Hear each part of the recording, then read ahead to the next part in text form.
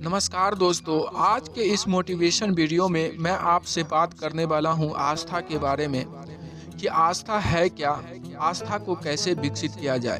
तो सबसे पहले मैं आस्था क्या है इसके बारे में बताना चाहूँगा। मेरा मानना है कि आस्था मस्तिष्क यानी माइंड की हेड मानी जाती है। जब आस्था को विचार के साथ मिलाया जाता है तो अवचेतन मस्तिष्क यानी सबकॉन्शियस माइंड इसे जान लेती है और इसे आध्यात्मिक समतुल्य यानी स्पिरिचुअल इक्विवेलेंट में बदल देती है। अब एक ऐसी बात कही जाएगी जो आपको आत्म सुझाव के सिद्धांत के महत्व की बेहतर समझ प्रदान करेगी। आस्था एक मानसिक अवस्था है जिसे आप आत्म सुझाव के सिद्धांत के प्रयोग द्वारा प्रेरित या निर्मित कर सकते हैं। अगर आप अपने अवचेतन मस्तिष्क यानी सबकॉन्शियस माइंड को बार बार निर्देश दें तो अवस्था विकसित हो सकती है। उदाहरण के आधार पर मैं आपको बताना चाहूँगा कि आप उस उद्देश्य पर विचार करें जिसके लिए आप यह वीडियो सुन रहे हैं। निश्चित रूप से आपका लक्ष्य यही होगा कि इच्छा के अमृत भाव को इसके भौतिक समतुल्य यानी धन के रूप में कैसे बदलें। इन निर्देशों का पालन करके आप अपने अवचेतन मस्तिष्क यानी सबकॉन्शियस माइंड को यह यकीन दिला सकते हैं कि आपको इस बात का पूरा भरोसा है कि आपको अपनी मुँह मांगी चीज मिल जाएगी या जो चीज आप पाना चाहते हैं वह मिल जाएगी। आपका अवचेतन मस्तिष्क इस विश्वास पर काम करेगा और फिर यह आपको आस्था प्रदान करेगा, जिसके बाद आपके दिमाग में वे निश्चित योजनाएं आएंगी जिनके द्वारा आप अपनी मनचाही चीज हासिल कर सकते हैं।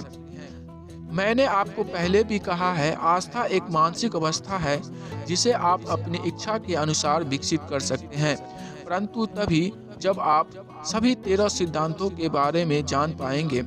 इसका कारण यह है कि आस्था एक ऐसी मानसिक अवस्था है जो स्वतः विकसित होती है और इसमें आपको लगन की और इन 13 सिद्धांतों की प्रयोग की आवश्यकताएं होती है। अगर आप आस्था के भाव को अपनी इच्छा के अनुसार विकसित करना चाहते हैं तो इसका एकमात्र तरीका यही है कि आप अपने अवचेतन मस्तिष्क को बार बार सकारात्मक निर्देश देते रहें। शायद आप इस बात को ज़्यादा अच्छी तरह से समझ सकेंगे अगर मैं आपको बताना चाहूँ कि कई लोग अपराधी किस तरह बनते हैं।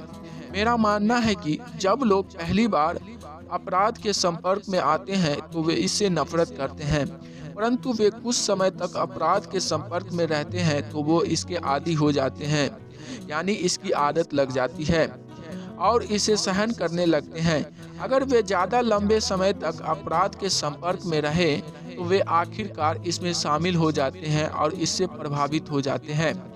आप एक बार फिर इसके बारे में सोचें। जिन विचारों को पीछे प्रबल भावना होती है और जिनमें आस्था का मिश्रण होता है, ये सभी विचार तत्काल अपने भौतिक समतुल्य में बदलना शुरू हो जाते हैं।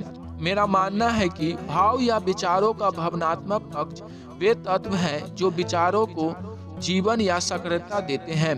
आस्था, प्रेम और सेक्स के भाव जब किसी भी विचार के संबंध के साथ जुड़ते हैं तो वे उसे बेहद शक्तिशाली बना देती है। न केवल आस्था से जुड़े विचार संवेग यानी थॉट इम्पल्सेज, बल्कि किसी भी सकारात्मक भाव या नकारात्मक भाव से जुड़े विचार संवेग अवचेतन मस्तिष्क तक पहुंचते हैं और उसे प्रभावित कर सकते हैं। तो मेरा मानना है कि आप अपने आस्था को विकसित कर सकते हैं। इन सारे बातों को आप जान गए हैं कि आस्था कैसे विकसित की जाए। तो आज के लिए इतना ही, फिर मिलते हैं अगले वीडियो में। तब तक जय हिंद, जय भारत। इस वीडियो के बारे में अपनी राय नीचे कमेंट सेक्शन में जरूर दें और अगर आप मेरे चैनल पर नए हैं तो मेरे चैनल को सब्सक्राइब करें और बेल आइकन को भी दबा दें ताकि आने वाली नोटिफिकेशन आपको मिलती रहे और अपने दोस्तों को भी जरूर शेयर करें।